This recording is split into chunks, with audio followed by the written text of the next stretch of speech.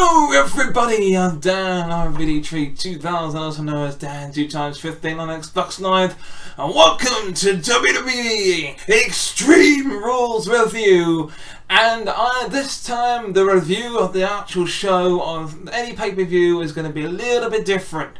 I am going to take notes, well, I took notes, I should say, of the ending of the pay-per-view Extreme Rules, of who won the matches and who lost the matches, and I will then go and break down through those matches and of what I thought of these matches. And I wore a perfect t-shirt for this, and well, I'll get to this. I'm wearing my Finn Balor t-shirt for this video, and I'll get to that in just a second.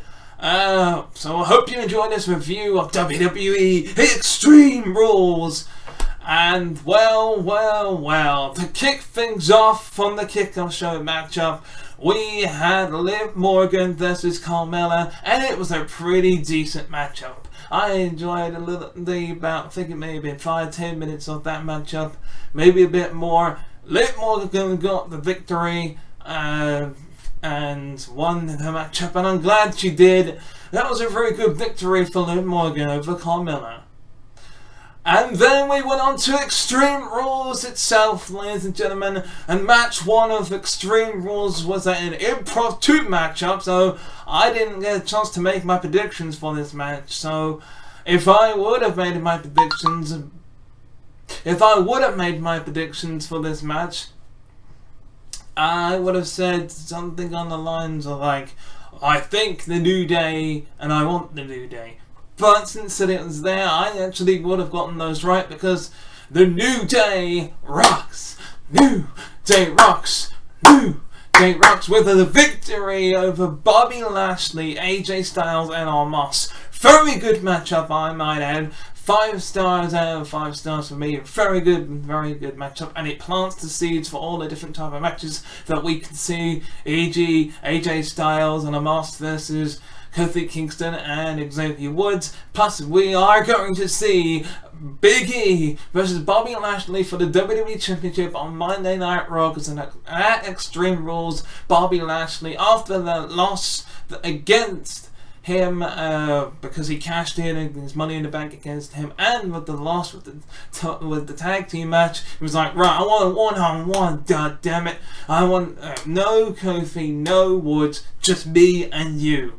And Big E's like, pacing up and down like a bleeding tiger in a zoo, saying, yep, you got it!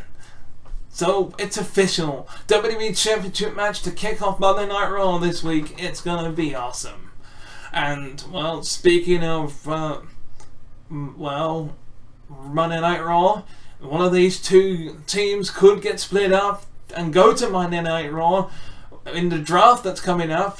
The Usos, the SmackDown Tag Team Champions, defended their tag team titles against the Street Profits very successfully, I might add, because those bad ribs of Montez Ford, thanks to the Roman Reigns putting Montez Ford through the table over on SmackDown, kind of set up the seeds to be planted with the bullseye on those ribs, and he took a lot of punishment on those ribs throughout the entire night, and it wasn't for a double super kick followed up by a double Uso splash for the 1, 2, 3, and that was it. 1, 2, 3, that was it. But yeah, that was awesome. Another 5-star matchup, if you ask me. And then we got on to match 3, which was Charlotte Flair defending her Raw Women's Championship against Alexa Bliss. Back and forth. And the entire, well, there was a lot of momentum towards Charlotte, and then Alexa came back and did her thing. But in the end, it was Charlotte Flair who, well, after very much getting Lily from the turnbuckle, throwing Lily at Alexa Bliss, and Alexa Bliss, well, battering her away to or something like that, and she got hit with a big boot, followed up with a natural selection, ladies and gentlemen, a natural selection. She hit the natural selection. It was 1, 2, 3. That was it. And not only did she hit the natural selection, she then grabbed Lily, ripped her to shreds, and threw Alexa over the table and the announcer's table and walked off. And then poor old Alexa, foaming from their mouth, screaming from the top of her lungs. This isn't the last time we've seen. This is just the beginning of that feud, ladies and gentlemen. It's not the end. I can tell you that much. I think Alexa is going to become Lily pretty sometime soon. Because I'm pretty sure she's going to use that little leather from that Lily was made out of and turn her into a mask and wear that as a mask. That's just me. That's just what I think is going to happen. And it won't be Alexa that becomes the Raw Women's Champion. It'll be Lily that becomes the Raw Women's Champion. And I'm going to tell you the next match. And the next match was, of course, Jeff Hardy versus Sheamus versus the United States Champion, defending his United States Championship against those two in a triple threat match, Damien Priest. And what a triple threat matchup. Bravo WWE, another great pay-per-view, but I will get to the one nitpick that I will nitpick you about. That triple threat match, well, maybe two nitpicks, because the next match I'm going to tell you about in a minute, but that was a great back and forth type of matchup. It could have gone either way, but it was the one bro kick onto Jeff Hardy, followed up with a roll up because he tried to get Jeff Hardy back in. Sheamus tried to get Jeff Hardy back into the ring to pin him, but he got distracted by that, but got rolled up by Damien Priest.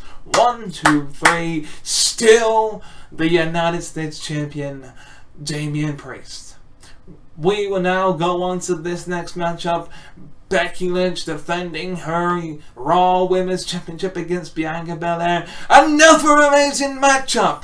And I can't say that enough. And then we came to the end where we thought that finally was going to get the KOD from Bianca Belair, about to hit it on to Becky Lynch to become the two-time SmackDown Women's Champion, when out of nowhere comes Sasha Banks, ruining the matchup.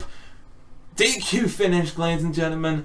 And not only does she go after Bianca first by taking her out with a couple of knees to the meteorist into the corner and a backstabber, she also goes after Becky. After Becky goes, "Hey, thank you for helping me," and Sasha's like, freak off. Oh no. And she attacks Becky and hits her with a backstabber as well. So we all know where this is going. I spelled a triple threat match for the SmackDown Women's Championship because Sasha was like, see you on SmackDown. I'll see you on SmackDown. See you on Friday.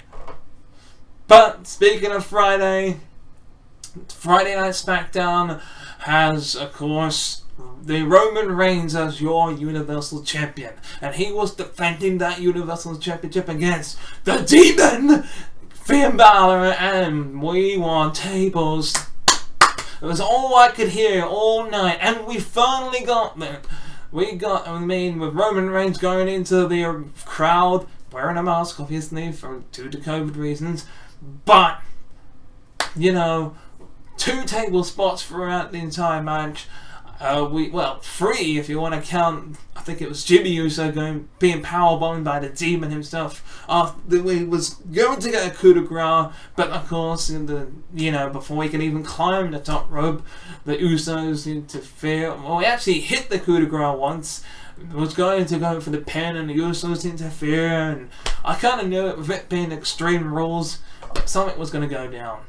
And then after all that, the Demon takes out the Usos, but what happens? He gets speared through a barricade. With the table that he set up in the far corner for one of the planned for one of the Usos, but instead it's there in the far corner now. Instead you have a barricade. Finn Balor is down.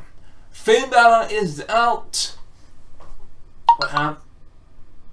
What happens? Doom. His music starts playing. dun, dun. The heartbeat of the demon starts coming back. He's channeling the rage upon himself to get back up, and the music starts playing in the red mist of it all. He makes his big comeback. We think he's going to win the Universal Championship. He hits the hesitating dropkick onto Roman Reigns. Roman Reigns he gets knocked out, but gets put through the table. The demon gets him back in the ring. The Usos are out. The Paul Heyman is looking on, thinking, "Oh my God, this could be it." There's nowhere near the turnbuckles, and that is the hit. There, he's nowhere near the turnbuckles. He's just like, "Oh my God, this could be it." The Finn Balor climbs the turnbuckle, does his taunt. He was about to jump when rope break. Literally, the rope broke! The top rope broke! What the oh my God. I haven't seen bullshit like this since the Hell in a Cell incident with Seth Rollins and The Fiend. That was the most stupidest, dumbest thing since then. But, with it being so tacky and stupid, I still love it. Because it makes it look real in a sense that anything can happen, like the ropes could break at any moment and they would have to improvise.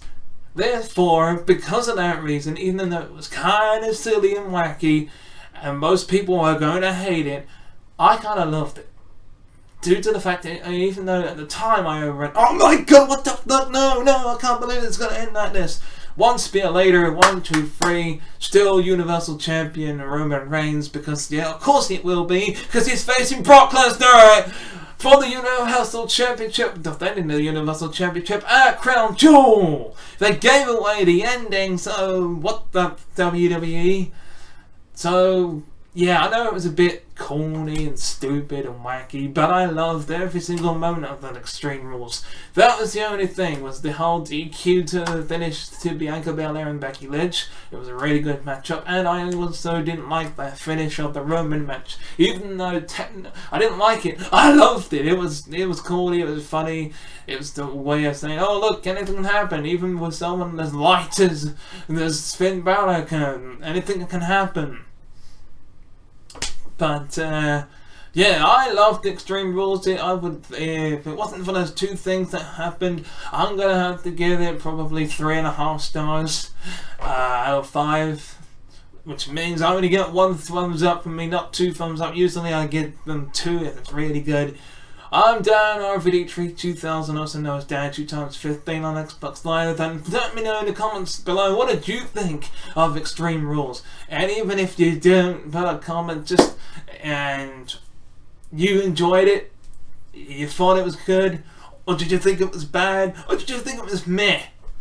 And anyway, until next time for the next pay-per-view, which will technically be Crown Jewel, I will be making predictions for those, or whether it'll be with J-Rock, with Jack, with whoever, by myself, or even with both of them. Who knows? We'll find out. And then I can watch the Crown Jewel and do the review exactly the same as I did for Extreme Rules, like this one. And until next time, goodbye. Thank you very much for watching this video. If you want to watch the previous video, click on the video on the left. But if you want to watch the playlist, then click on the video on the right. Also, feel free to click subscribe by clicking on the Master Chief icon on the top.